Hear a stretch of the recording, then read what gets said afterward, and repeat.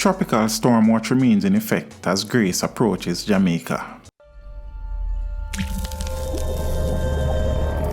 Teach them! Always make sure the message reach them! Jamaica remains under tropical storm watch this morning as Tropical Storm Grace begins to move away from Haiti and towards the island. This means that tropical storm conditions continue to pose a threat.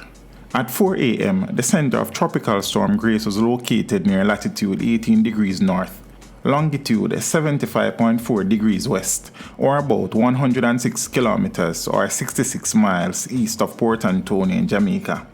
Maximum sustained winds are now near 65 kilometers or 40 miles per hour, with higher gusts and further strengthening is forecast during the next few days.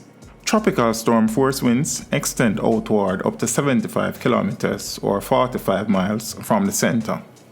Grace is moving towards the west near 26 kilometers or 16 miles per hour, and a general westward to west-northwestward motion is expected during the next several days. On the forecast tract, the center of Grace will be moving away from Haiti and closer to the northeastern coast of Jamaica this morning, then continue westward along the coastline towards the Cayman Islands this afternoon through tonight.